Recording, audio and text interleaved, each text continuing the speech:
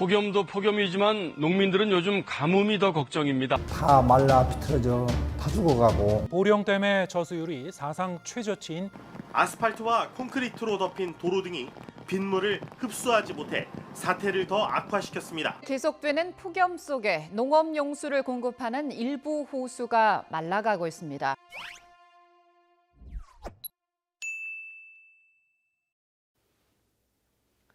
안녕하세요. 환경톡톡톡 알기 쉬운 환경 이야기 시간입니다. 지난 9월 15일이었죠. 환경부로 물 관리 일어나 100일째가 되는 날이었습니다. 이 자리에 김영훈 환경부 물환경 정책국장을 모셨습니다. 안녕하세요, 국장님. 네, 안녕하십니까. 환경부 물 관리 일어나 이게 또 어떤 의미고 또 100일이 되는 게 어떤 의미를 갖는지 좀 설명 좀 해주시죠. 물 관리가 기본적으로 이온화가 돼 있었습니다. 그래서 국토부에서는 수량을 관리하고 환경부는 수질을 관리하는 이온화가 돼서 거기에 따른 좀 문제점들이 많이 있었는데 이런 부분들이 이제 지난 100일 전에 일원화가 돼서 환경부로 일원화가 되었습니다. 네. 그리고 물관리 일원화가 100일이 됐다는 의미는 물관리에 대한 부분에서 방향이 설정이 되고 이제 시작이 된다 이런 의미를 갖는다고 볼 수 있겠습니다. 부처에서 이제 제시한 4대 정책 과제, 우선 물 낭비를 없애자, 식수, 어떤 물 걱정을 덜어보자, 그리고 이제 물로 인한 피해들을 줄이자, 그리고 미래 세대를 생각하자. 이렇게 큰 틀에서 4가지가 제시가 됐던데요.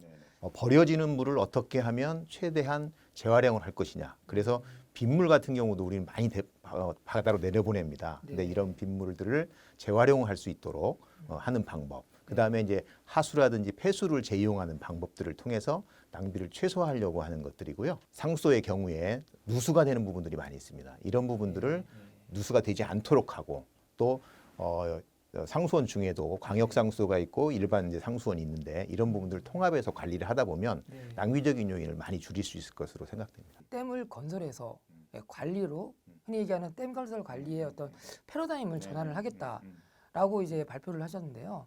작은 규모의 댐까지 농업용 저수지를 포함한 댐까지 다 하면 17,500개 정도가 됩니다. 근데 굉장히 많은데 그중에 이제 환경부가 관리하는 것들은 다목적 댐 한 20개를 포함해서 한 37개 정도를 관리를 하고 있습니다. 근데 이제 이 댐은 기본적으로는 물 공급을 위해서 사실 댐을 막아왔습니다. 근데 이제 사실은 그 물을 공급하는 부분에 있어서라기보다는 이 자원을 효율화하는 것이 더 중요한 이제 시대가 되었고요.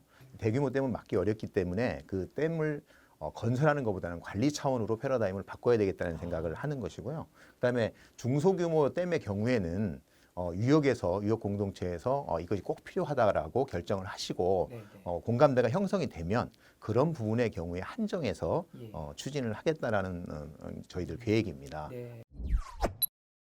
그 여름만 되면은 가뭄, 녹조 그런 현상들로 좀 많이들 이제 피해도 겪고 불편해들 하시는데요. 그런 어떤 근간이 되는 법들도 환경부로 통합해야 되지 않나 그런 생각이 드는데 일단은 일원화된 부분들을 가지고도 상당 부분 가능합니다.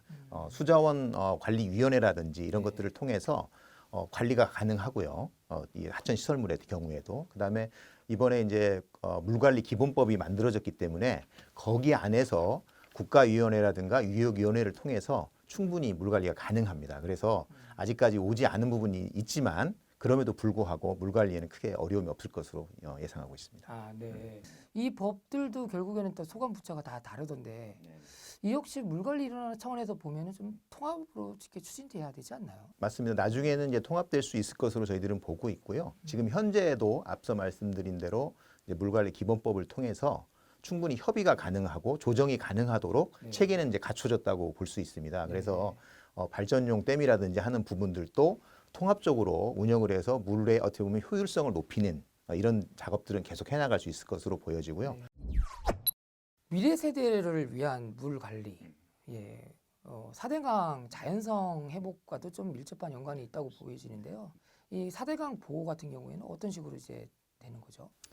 지난 8월에 4대강 조사 평가단이 이제 발족이 됐습니다. 그래서 이 4대강 조사 평가단이 중심이 돼서 이 보호 개방이라든지 그것으로 인한 영향에 대한 모니터링이라든지 이런 부분들을 실질적으로 해서 그 과정에 대한 조사, 분석 이런 과정을 거쳐서 또 국민들이 또 이 부분에 공감대 형성하는 시간들이 필요하기 때문에 이런 작업을 거쳐서 철거를 할 것인지 그대로 둘 것인지 아니면 보완을 할 것인지 이런 부분들에 대한 전체적인 논의 계획을 결정을 할 계획입니다. 끝으로 정부가 이제 국민들 대상으로 이 물관리 일원화 차원에서 아이디어를 공모한다고 얘기를 들었어요.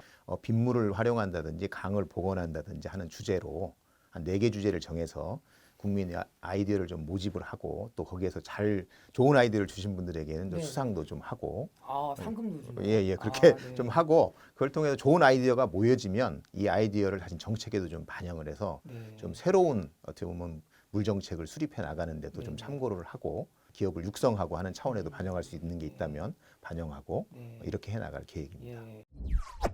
이제 물은 더 이상 무한정 주어지는 자원이 아닙니다. 가뭄, 녹조, 그리고 홍수로 인한 도시 침수, 여러 가지 물 피해들이 늘고 있는데요.